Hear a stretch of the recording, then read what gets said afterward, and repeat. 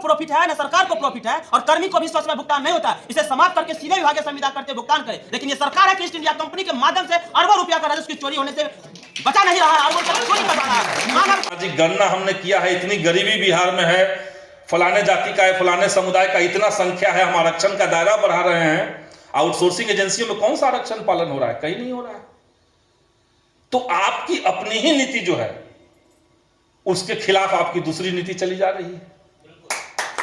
तो इसलिए तमाम अंतर्विरोधों से भरी हुई ये नीति है आउटसोर्सिंग एजेंसियों का। और हमने भी तय किया है, माले की जो बैठक हुई है उसमें हमने तय किया था कि इस मुद्दे को लेकर के सड़क से लेकर के सदन तक पूरे तर्क के साथ, पूरे तेवर के साथ और आप जैसे तमाम साथियों के मजबूत समर्थन के साथ हम लोग संघर्ष करेंगे और इस सरकार की पॉलिसी को अंत में झुका करके मानेंगे। इतनी ही बात कह करके फिलहाल हम अपनी बात को खत्म करेंगे। आप तमाम साथियों का बहुत बहुत शुक्रिया और देर से आने के लिए हम माफ़ी भी चाहेंगे। हम लोग को यही सूचना थी कि 2 बजे से आप लोगों का कार्यक्रम है, लेकिन अभी तक इन लोग का कोई सुनवाई नहीं हुई है। क्यों आज जो है वार्ता किए, आज बैठक में क्या कुछ निकल के रहा है? बैठक में तो हम लोग आज यही करने के लिए उपस्थित हुए हैं। सबसे पहले तो आपको धन्यवाद देते हैं कि आप हमारी बाइट लेने के लिए आए। हम लोग वो सरकार के अपेक्षित कर्मी है जो सरकार हम लोगों को रोड पर छोड़ने का काम की है, क्योंकि ये सरकार है कि हम लोगों के प्रति थोड़ा सा संवेदनशील नहीं है। बरसों से हम लोग की सरकार के प्रति जो जवाबदेही है वो हम लोग पूर्ति करते आ रहे हैं, लेकिन सरकार हम लोग को मानव भी नहीं समझते हैं, मानव बल भी नहीं समझने का काम कर। मजदूर से भी बदतर स्थिति चल रही है। मजदूर भी कम से कम मजदूरी मिलता है ना, हम लोग को मजदूरी भी नहीं मिलता है उस समय। तो इस हेतु हम लोग यहाँ बैठक है, अनिश्चितकालीन हड़ताल करने की सारी व्यवस्था सुनिश्चित करेंगे और हमारे साथी बताएंगे। कई बार आपने पटना के धरना स्थल गर्दनी बाग भी धरना आप लोग दिया था, क्या कुछ निकल कर के आया फिर से? देखिए, जो भी कार्यक्रम हमारा हुआ है उसके पीछे किसी भी प्रकार का हमारा मांग नहीं है। जो आप देख रहे हैं ये दोनों पत्र जो है ये Bihar state electronic development corporation के द्वारा निर्गत की गई है और जो इसमें लिखा गया है वही हमारी मांग है। परंतु इसको भी राज्य सरकार और बेल्ट्रॉन सूचना प्रौद्योगिकी विभाग अब तक लागू नहीं करके रखा है। इस व्यवस्था से 1 अरब रुपया प्रत्येक वर्ष राज्य सरकार को घाटा हो रहा है। एक तरफ शिक्षकों को देने के लिए यही सरकार कहती है कि हमारे पास पैसा नहीं है और एक तरफ जीएसटी मद में राज्य सरकार 1 अरब रुपया दे रही है। तो हम लोगों ने मांग किया है सरकार से कि जीएसटी मद में जो पैसा हो रहा है खर्च, वो पैसा खर्च ना हो, सीधे हमको मिले। और वर्तमान में ईआरपी खत्म हो चुका है, जैसा कि अभी बता रहे थे हमारे अध्यक्ष। तो तत्कालीन व्यवस्था जो है वो पे आईडी सरकार करे और एक पे आईडी में सीधे हमको भुगतान करे और जो शेष वैधांतिक कटौती है वो बेल्ट्रॉन के खाते पे जमा करे। ये हमारी जिस तरह से कहा जा रहा है कि पूरे बिहार सरकार को सिस्टम है बेल्ट्रॉन ही चला रही है, क्या बेल्ट्रॉन ही खत्म कर दिया जाएगा या फिर सरकार आप लोग को खत्म कर देगी?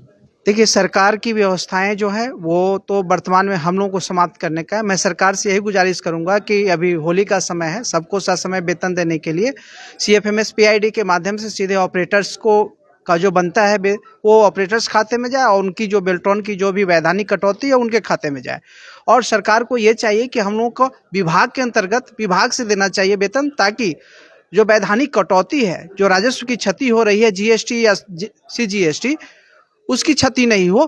क्योंकि बिहार सरकार में वैसे ही पहले से गरीबी है और अभी बढ़ रही है, तो इसको दूर करने के लिए सरकार को उपाय करना चाहिए कि सीधे विभाग से वेतन देना चाहिए, जिस तरह कार्यपालक सहायक आदि को हम वेतन देते हैं।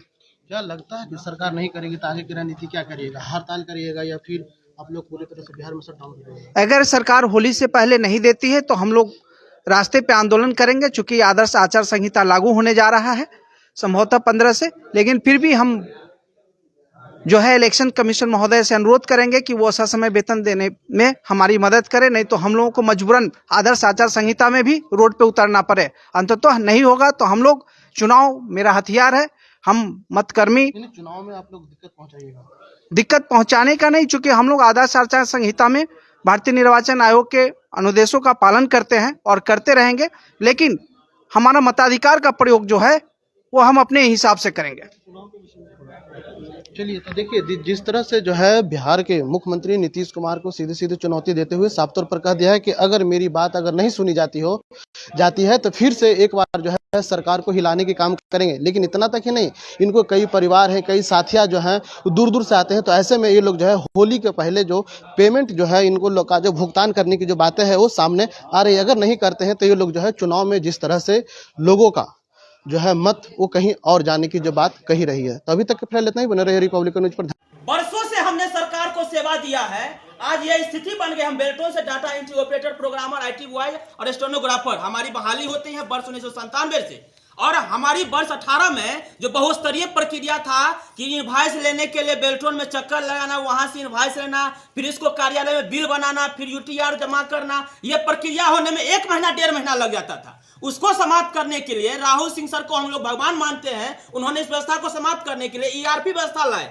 एक तरह से वो भी मजदूरी व्यवस्था है कि आने वाले को सिस्टम बनाना जो भी हो, लेकिन कम से कम इस व्यवस्था को समाप्त करने के लिए ERP लाए, जिससे हमारी भुगतान सरल से हो रही थी। लेकिन वर्तमान में ERP भाग गया और ना बेल्टोन के पास डेटा है और इसकी सूचना भी बेल्टोन नहीं देता। इतना संवेदनशील बेल्टोन है कि हमारी व्यवस्था के लिए ERP व्यवस्था बनाएगा, वो व्यवस्था भाग गया, इसकी सूचना होनी चाहिए ना। हमारी वेतन कईयों का UTR जमा हुआ है लेकिन वेतन नहीं आ रहा, कईयों का बिल के लिए जो है व्यवस्था आने इनवॉइस नहीं जनरेट हो रहा है। ये सारी समस्या को देखते हुए आप कह रहा है कि मैनुअल बिल बनाइए। मैनुअल बिल बनाने की प्रक्रिया में बेल्टोन में जाने पर कहता है कि आज नहीं कल आइए, अभी लोड है, ये है। जो 200-300 किलोमीटर जिला में काम करे, क्षेत्र में काम कर रहे हैं, वहाँ 500 किलोमीटर से बस से आना, सुबह सुबह यहाँ आके फिर उनको खाली आ जाना, ये व्यवस्था को असंवेदनशील नहीं माने तो क्या मानेंगे। सरकार है कि अरबों रुपया का राजस्व क्षति हो रहा है, ये हम नहीं कर रहे, उनके ही सचिवों ने कहा है और बेल्टोन के प्रबंध निदेशक ने कहा है कि सरकार को व्यवस्था के लिए 4000 से 5000 प्रति कर्म की राजस्व की बचत होगी और बेल्टोन को भी पेनल्टी देना पड़ता है। लेकिन सरकार है कि ईस्ट इंडिया कंपनी को चलाने के लिए हम लोगों को रोड पर छोड़ दिया है। ये ईस्ट इंडिया बंद करेगा, ये सरकार की तानाशाही नहीं करेगा।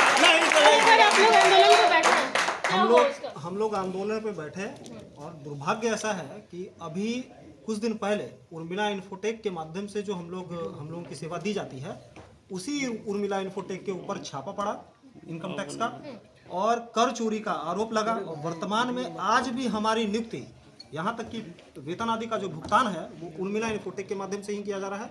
इसके अतिरिक्त जो ERP व्यवस्था 2018 से बेल्ट्रॉन के द्वारा संचालित की जा रही थी, वो ERP व्यवस्था वर्तमान समय में चरमरा गई है, समाप्त हो गई है।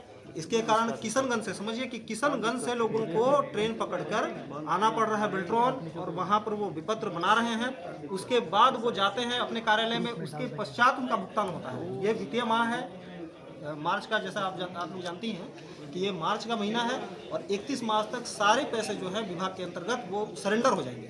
तो इस परिस्थिति में ना पैसा मिलेगा और रमजान का महीना है, होली का महीना है, बहुत सारे ऐसे हमारे साथ लोग हैं जो असाध्य रोग से उनके परिवार में कोई ना कोई जो है वो इस समय संकट में घिरा है। रणनीति क्या होगी आगे? हम लोग अनिश्चितकाल हड़ताल पे जाने वाले हैं क्योंकि दूसरा कोई विकल्प नहीं है। हम लोग का 2 महीना 3 महीना से वेतन नहीं मिला है, हम लोग इसी पे निर्भर है और हम लोग के पास कोई संसाधन नहीं है।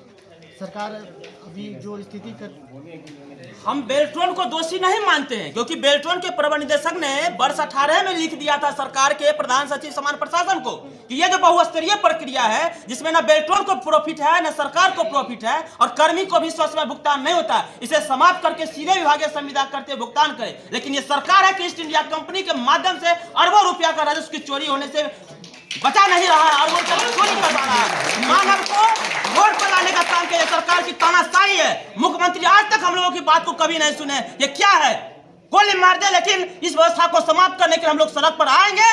पानी के यदि मुख्यमंत्री को यह है कि लाठी चार्ज करने के बाद ही होगा तो लाठी खाएंगे, फांसी लगा दे, लेकिन व्यवस्था समाप्त करे।